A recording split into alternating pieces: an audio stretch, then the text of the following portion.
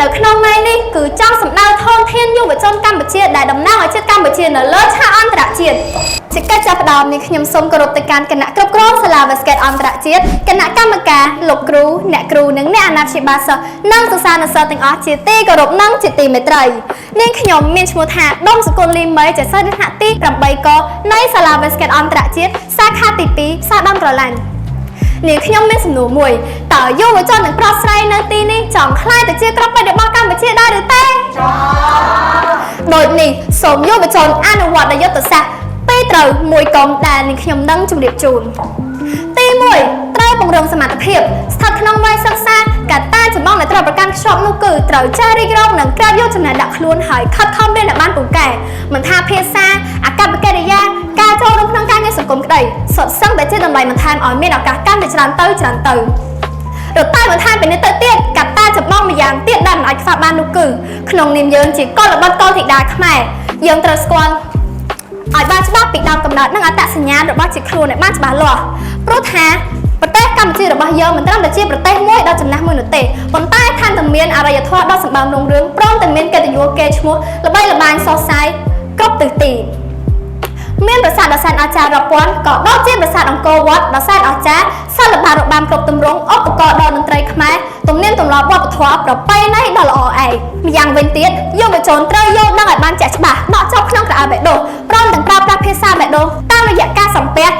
បូករួមនឹងស្នាមញញឹមដ៏ស្រស់ស្អាតរបស់យុវជនខ្មែរគ្រប់រូបទៅកាន់គ្នាទៅវិញទៅមកក៏ដូចជាទៅកាន់ពិភពលោកទី2ត្រូវខ្នះខ្នែងស្វែងរកឱកាសមិនចេះតែកើតមានឡើងនោះទេហើយយើងត្រូវខំស្វែងរកឱកាសនោះដោយខ្លួនឯងឱកាសគឺសម្រាប់ទាំងអស់គ្នាតែសួរថាតើយើងមានសមត្ថភាពទៅយកវាដែរឬទេដូចនេះសមត្ថភាពសេចក្តីក្លាហាននិងចំណេះដឹងសុទ្ធតែជាគ្រឹះដ៏សំខាន់បើគេអង្គុយយើងដើរបើគេដើរយើងរត់ត្រូវធ្វើឲ្យលើគេទៅឱកាសខិតចិត្តមករកយើងខ្ញុំដឹងឱកាសក្នុងការតំណាងជាតិមិនមែនជារឿងងាយស្រួលទេប៉ុន្តែយុវជនសាសសម័យទៅមើលថានឹងមានមោទនភាពប៉ុណ្ណាទៅដែលខ្លួនជាជនជាតិខ្មែរហើយបានលើកទង់ជាតិខ្លួនប្រកបដោយទំនុកចិត្តនិងមោទនភាពព្រមទាំងបានលើកស្ទួយនិងផ្សព្វផ្សាយដល់វប្បធម៌ភាសាប្រពៃណីនិងអរិយធម៌របស់ប្រទេសជាតិយើងទៀតផងជាពិសេសនោះគឺគេឈ្មោះនៅតំបន់អាស៊ីអាគ្នេយ៍អង្គពិធីទាំងមូលយុវជនប្រៀបបានទៅនឹងក្របពេជ្រយ៉ាងដូច្នោះដែរគឺត្រូវបង្រៀនសក្តានុពលតាមរយៈការចូលរួមនៅកម្មវិធីនានាមិនខ្វះទេណាយុវជនកម្មវិធីជាច្រើនដែលយុវជនអាចបញ្ចេញសមត្ថភាពដែលបង្កើតឡើងដោយរាជរដ្ឋាភិបាលដើម្បីជាទុនមកឈានចូលដល់ឱកាសតំណាងជាតិសមត្ថភាពក៏មានឱកាសក៏មកដល់ខ្លាចអីនឹងលើកទង់ជាតិកម្ពុជានៅលើឆាកអន្តរជាតិទៅ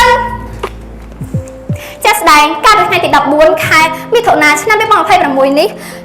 យុវជនកម្ពុជាបានធ្វើឲ្យអន្តរជាតិមានការចាប់អារម្មណ៍ជាខ្លាំងដោយយុវជនរបស់កម្ពុជាយើងបានទទួលជ័យជំនះនិងជ័យលាភីពីរង្វាន់ជើងឯកក្នុងកម្មវិធីប្រកួតប្រជែងជជែកដេញដោលកម្រិតអន្តរជាតិរបស់កម្មវិធី JCI Aspect នៅទីក្រុងនីកាតាប្រទេសជប៉ុនសមិទ្ធផលដ៏អស្ចារ្យនេះស្ដែងឲ្យឃើញពីសមត្ថភាពពិតប្រាកដចំណេះដឹងនិងជំនាញតស៊ូយ៉ាងប៉ិនប្រសប់របស់យុវជនខ្មែរនៅលើឆាកអន្តរជាតិព្រមទាំងនាំមកនូវកិត្តិយសដ៏ខ្ពង់ខ្ពស់ជូនជាតិមាតុភូមិទៀតផងទន្ទឹមនឹងនេះផងដែរចំណុចដែលយើងក៏បីកុំនោះគឺកុំខ្លាចពាក្យបរាជ័យកុំហាស្ដីមិនតបបង្អាប់កុំអាំងពេលថាខ្លួនទៅមិនហ៊ានលោកដៃខ្លីមិនហ៊ានឈោងស្វាអោបភ្នំពាក្យទាំងអស់នេះសុទ្ធតែជាលេសដែលមិនស័ក្តិសមនឹងយុវជនកម្ពុជាឈានចូលជាអ្នកចម្បាំងនោះឡើយដរាបណាយុវជនមានក្តីស្រមៃសមត្ថភាពមហិច្ឆតានិងភាពស្វាហាប់ដែលដកខាត់ពីមួយកម្រិតទៅមួយកម្រិតលើកពងជាតិកម្ពុជាហើយប្រាប់ថានេះហើយយុវជនកម្ពុជាក្របពេជ្រដែលមិនទាន់ឆ្នៃគ្មានតម្លៃដុំថ្មឯយុវជនស្មោះសរលើកទង់ជាតិកម្ពុជានៅលើឆាកអន្តរជាតិជាចុងក្រោយនេះខ្ញុំសូមគោរពអរគុណនិងសូមអរគុណ